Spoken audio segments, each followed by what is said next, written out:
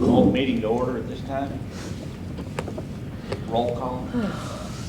Roll call. This action is taken by calling each board member's name with the board member answering present. Mr. Murray. Present. Mr. Selby. Present. Ms. Wilson. Present. Ms. Higginbotham. Present. Mr. Kazsuk. Present. All present. Next item, adoption of the agenda. Of course, this is a special call board meeting. Nothing can be added to the agenda. Mr. Kazsuk, I don't have anything recommended to strike, so I recommend the agenda be approved as presented. I make a motion we approve the agenda. Is there a second? I'll second. Vote. Mr. Murray. Yes. Mr. Selby. Yes. Ms. Wilson. Yes. Ms. Higginbotham. Yes. Mr. Kazsuk. Yes. This is 2 weeks and times in a row. Next item on the agenda is public comments. Is there anyone here that would like to make a comment? If not, we'll go on. Next item is 2024-2025 Student Code of Acceptable Behavior and Discipline. Of course, this is, the action item is a routine business, and there's always been some changes for the yearly Code of Conduct and Acceptable Behavior and Discipline. In accordance with KRS 158.148, the board shall adopt a student code of acceptable behavior and discipline based on statewide discipline guidelines provided by the Kentucky Department of Education. They should be posted at each school, referenced in all school handbooks, and provided to school employees, parents, and legal guardians. And appreciate Mrs. Dameron always leads this work. There's been a few notable changes I think she's gonna highlight. And of course, you all had this last week. I got it to you a little early to have some time.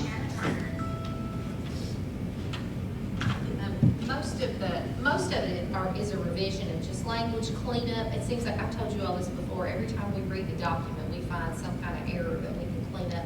So there's a few things like that. The biggest thing is on page 23 and 25, the transportation services policy, which we're required to have now from the transportation department. And there's, I believe that in the next item, there's going to be a copy of that listed separately as well, just so it's easier for you to read, but it's in there. And that's the one that all students and at least one guardian has to acknowledge within the first. I wrote it down. Is it 7 days? 7 days. School? Yes, Yes. thank you. I've typed it 14 times, but I couldn't remember if it was 7 or 10, so 7 days of school. And then the only other real notable change too is just simply, we cleaned up some language, and you're gonna see that later in a policy. We cleaned up some language about whether or not we want students to make up work if their absences are unexcused. And of course, we're educating students and we always want work. Like, why would we not want students to make up work? So there was a discrepancy in the way that was written. One part said it did and one part said it didn't. So we just cleaned it up to say, yes, we always want students to do their work because we're educating them. So is there anything else notable that you find? If you'll recall, a couple of years ago, we made a pretty significant change with vaping. If you want to highlight those changes. Yes, thank you. The vaping policy. And the state this year, the legislature put out some language in a bill that passed regarding nicotine products and vaping products and things like that. So we revised the policy. Go ahead, Mrs. We did. The most notable change to that is we were doing kind of a zero tolerance policy for the first event and sending them home for 3 days, kind of to do a stopgap and get some attention and get parents involved. We're scaling that back to where we're actually do 3 days of in-school suspension, but which is kind of that they're suggesting that we do something different.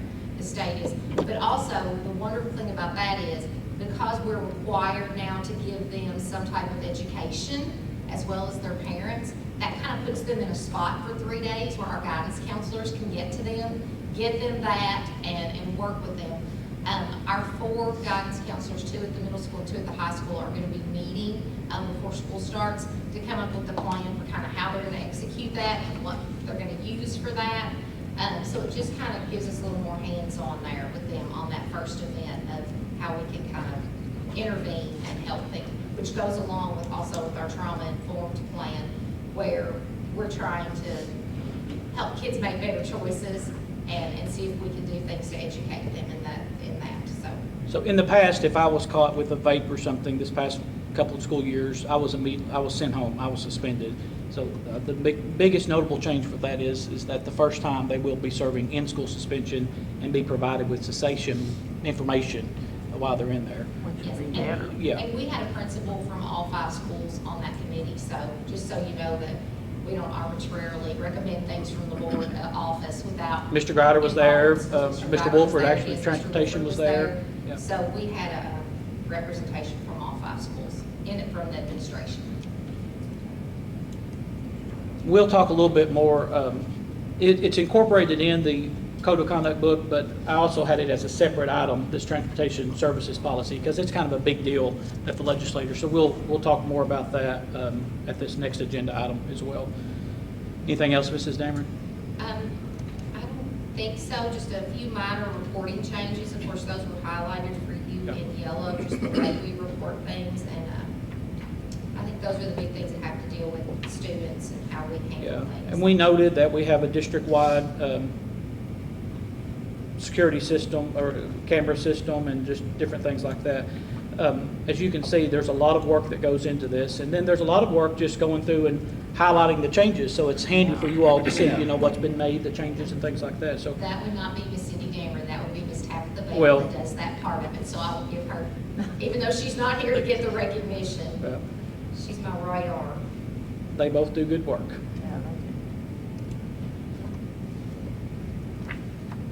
I recommend approval of the 2024-2025 Student Code of Acceptable Behavior and Discipline as presented. Motion, I'll make a motion. is there a second? Second. Vote. Mr. Murray, Yes. Mr. Selby, Yes. Ms. Wilson, Yes. Ms. Higginbotham. Yes. Mr. Kazoo. Yes.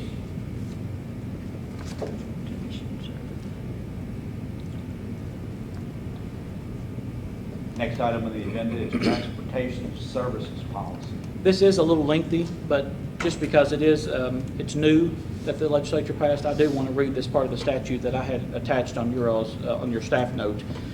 So the transportation services policy, and that's literally what the language of the bill required the school districts to complete.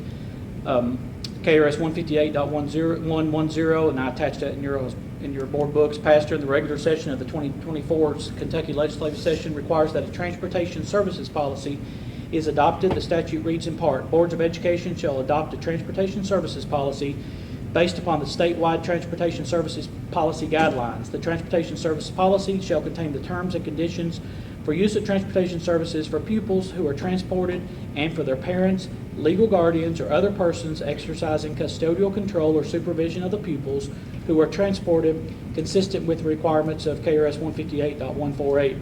And I've also attached that, which is references our code of conduct book. It says the superintendent or designee shall require every student in the district and at least one parent or guardian of each student to acknowledge in writing the receipt, comprehension, and agreement of adherence to the transportation safety policy within 7 days of the student's first day of attendance during each school year. Failure to submit written acknowledgement by a student or their parent or guardian may be grounds for revocation of a student's transportation privileges until the acknowledgement is properly received.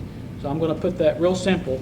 Parents and students have to sign the form that they acknowledged how they are to conduct themselves on a school bus, or after 7 days, we will be revoking that right for the student to ride the school bus. So that's not, that's in the new law, and it's really in response to some complaints across the state on some issues with behavior on school buses. Here's the kicker. The law read by August 31st, the state is to provide the guidelines for school districts. That doesn't work in the timeline. We start August 21st. Some of our school districts have already started, and the state does not have their sample guidelines that we're supposed to have to go with this. Somebody just probably didn't call their attention to that part of the bill, and KDE does literally. I've asked the division director, and they don't have it ready yet. They advise what all school districts are doing. Take the law and go through it and make sure that your transportation services policy meet each of those requirements. And so Mrs. Dameron and Mr. Wolford's done a lot of work on this and went through it literally item by item. And the document that looks like that's in your board packet is what was, is presented today for your all's, for your approval. Again, we will be asking parents to get, and students to get this signed with the acknowledgement of receipt. There's a form that's actually in your board policies. It's the acknowledgement form, but it wasn't the policy. It was just the form that says, hey, I got the policy. So it's kind of a big deal. A lot of it is practices. Mr. Amron would agree that's already happening on a school bus. Mr. Greider would agree.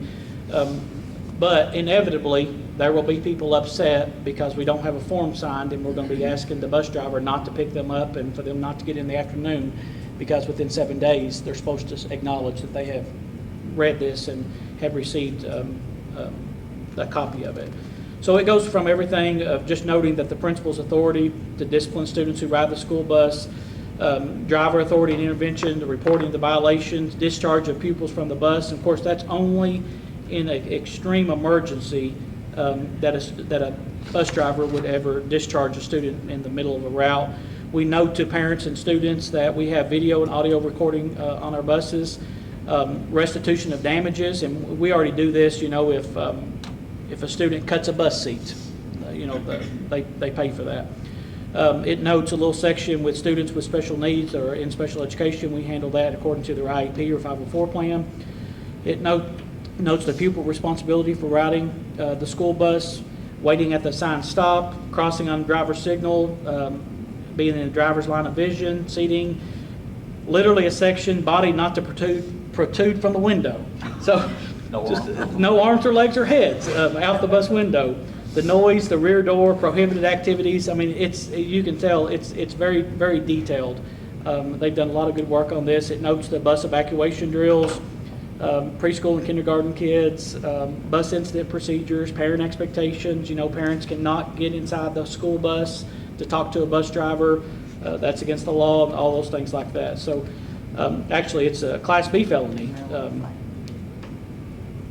To enter a school bus. So it's new. A lot of it's already in practice. It just kind of really puts it all in one place, doesn't it, Mrs. Dameron, for the Transportation Services Policy. So again, the acknowledgement form was already in our yearly updates from Kentucky School Board Association as a procedure form.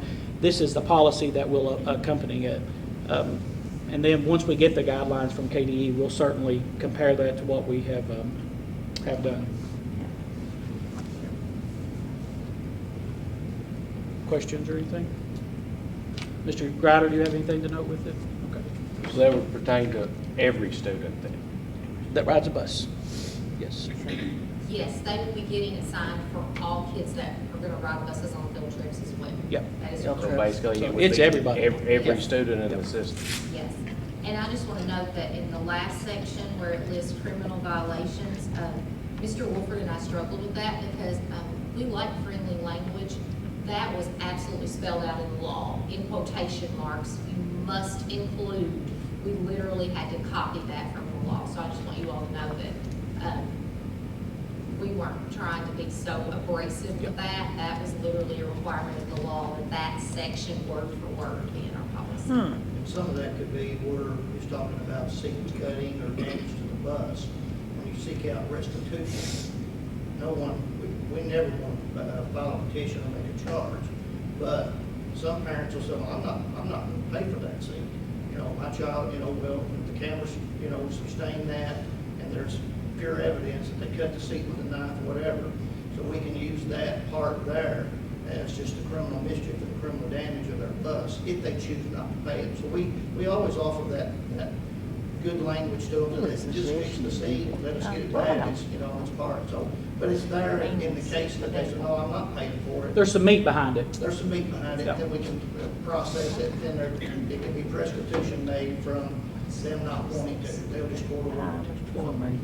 I do think it will draw a lot of good attention to help with bus behavior and things like that. Again, it's not a lot of things that we're already doing, but the focus will be, and just for the parents to acknowledge with their student, that have that conversation, hey, little Johnny, you've got to behave on that bus. I've signed this piece of paper.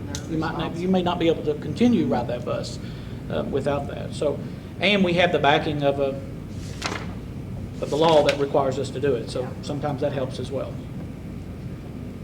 It's a shame you have to go to that extent though, and Sometimes you do. So I recommend Russell County Schools Transportation Services Policy be approved as presented. Need a motion? I'll make the motion. You're gonna have to do it, so. Second?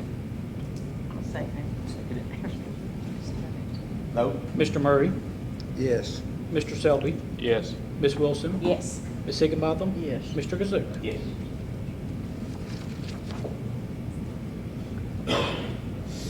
It's still the old technology program. It is still the old technology. Yeah. Next item on the agenda is revised proposal request number 7, Old Area Technology Center renovation project, additional roof repairs. So as you all recall, and I've noted on your staff note, at the May 2nd, 2024 meeting of the Russell County Board of Education, we approved a time and material proposal request dealing with the old roof on the Old Area Technology Center, because during demolition, they found some issues. And so at that time, we'd approved they kept track of everything, and it was $30.25 an hour, all of that, and then material and things like that, of course. The work is now complete, and you have that other proposal request that notes all of the information. The labor was $5,414, material was $7,720, equipment $550. They will be demoing the chimney at the roof line, and then IRC that put on the original roof is going to come back in and fix that part over the chimney. And he said that's just such a small area, they'll come through and IRC will not charge anything additional to fix that part of the roof. So anyway, the total is $18,068 and a penny for that. Fix that. They've done a really good job on that project. I recommend approval of the revised proposal request number 7 for the Old Area Technology Center renovation project as presented. Authorize Superintendent Ford to complete the change order. Is there a motion? I'll make a motion to that effect. Is there a second? I'll second. Vote? Mr. Murray, Yes. Mr. Selby, Yes. Ms. Wilson, Yes. Ms. Higginbotham, Yes. Mr. Kazoo. Yes. Next item on the agenda is Cumberland Family Medical Center Incorporated School-Based Satellite Clinic Agreement, Healthy Kids Clinic. Okay, this is our annual agreement with Cumberland Family Medical for the operation of the school-based satellite health clinics, what we refer to as the Healthy Kids Clinic. Again, just a great partnership that we have. I can't imagine not having our health clinics in our school. Just such a big benefit to our students and our employees, and certainly to our parents and guardians, so that convenience. No changes from the previous contract that we've had, and they again pay for all of our nurses that are assigned at the schools. And as I will note that, because this has already happened once, as our school nurses maybe retire or take another job that are directly employed with us, then Cumberland Family Medical hires the nurse that's there, and it's their employee. And they already have that in place at some of the schools, and nobody would know the difference. I mean, just so integral part of our school system. So all those school-based nurses are paid for from Cumberland Family Medical. Appreciate that. You can imagine the cost savings provided to our district with that. So the only nurse that the district is responsible for paying is our district head nurse that oversees the operations. I recommend approval of the agreement with Cumberland Family Medical Incorporated for the operation of the school-based satellite clinics, the Healthy Kids Clinic, as presented. I'll make a motion. Mr. Selby? Second? Eric done beat me. God, it don't matter. Or we get two. You got it first. Mr. Selby? Okay. Miss Carroll's. Oh, you were asking or say, oh, I think they gave it to Mr. Selby. Well, We there- did. As long as we get two. Is there a second? Yeah, I'll Did you second. second? Vote? Mr. Murray, Yes. Mr. Selby, Yes. Ms. Wilson, Yes. Ms. Higginbotham, Yes. Mr. Kazoo. Yes. Next item on the agenda is equipment rental agreement, temporary lights for the soccer. Okay, you all know that our project that includes the bus garage and the field house has lights for the soccer field, and they're actually scheduled for delivery on August the 21st, but then there's all of the install, and then if there's rain, how all that goes. So this is the same agreement we had for the lights, the temporary lights we had on the soccer field last year. It'll run through October, and it's in the amount of $1,500 from Mr. Dirk Blevins. So, The others won't be ready, is that what you're saying? no, they're not going to be scheduled for delivery till August 21st. And then, I mean, they may get done before the season's over. It just depends on the weather and everything Okay. else. Yeah. But they're supposed to be on site August 21st. They play last Her night? day of school, had scrimmage. Oh, okay, I didn't know it till it's too late. So I recommend approval of the equipment rental agreement as presented. Is there a motion? I'll make a motion. Second? Second. Vote? Mr. Murray, Yes. Mr. Selby, Yes. Ms. Wilson, Yes. Ms. Higginbotham. Yes. Mr. Kazoo. Yes. Counseling. You don't need some counseling. Next item is MOA, Serenity Counseling Service. Okay, this was one that we've had for several years. It just kind of got in a little later than when we approved the bulk of them at a previous board meeting.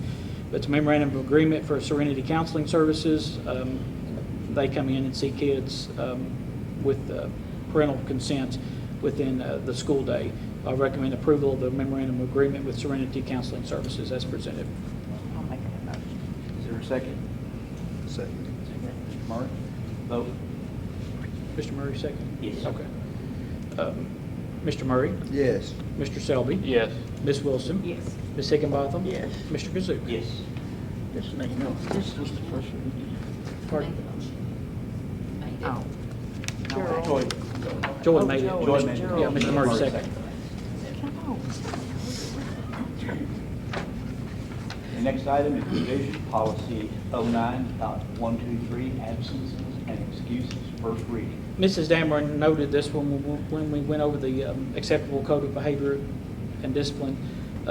We always would want students to have the opportunity to make up work, even if it's during a time of unexcused absences. And the previous, the line that was struck from the old policy that will be replaced with this new policy is that work missed during unexcused absences may not be made up for grading purposes as deemed acceptable by the principal and designee. And like Mrs. Dameron said, we always want kids to do that, make that up. And so it just removes that, and they do now, they just removes that, makes it clear on our expectation for the students. And so this is just the first reading, and there's no action required at this time on that, but we'll have that in practice. The work release program and all that kind of stuff, that's not included. Where- That's excused. When right? kids go? Absence. Yeah. Yes, yeah, You mean like shadowing? Yeah. yeah. Some of them don't even just have one class or something. Oh, yeah, as they get Especially the seniors, seniors. yeah. Amazing. Well, Mrs. Dameron, do you have anything to add on that one? I did. Okay. I did, just in the business of educating kids. Next item on the agenda is public comments. Anybody Come on, want to make a public Take some comment notes, this like time? I will note that really looking forward to tomorrow, all of our teachers and principals and several of the school board members that are available. We are touring Stevens Pipe and Steel, the old Through the Loom building there on Highway 127. We're going to Superior. We're going to Motherson, that used to be Dr. Schneider, and we're going to Bruce. So we really appreciate this opportunity and appreciate the Lake Cumberland Area Development District that's working with us on that. Just a good opportunity for our certified staff to get in our 4 largest manufacturers, to see the complexity, to see the robots, and really make some good connections. And we have great partners, our industry partners, and just really excited for this opportunity See tomorrow. how hard they work. So we'll be starting off with school buses. We'll put everybody on school buses and head out to 4 different locations, divided up tomorrow. So we're really looking forward to that. I make a motion with adjourn. Second. Somebody beat me to it last time. I didn't know. She was not going to let that happen, did Mr. not Selby. appreciate it. All in- Gonna have to All in wait. favor? All in favor, then? Say aye. You're gonna have to do better, Eric. Beat me to do that.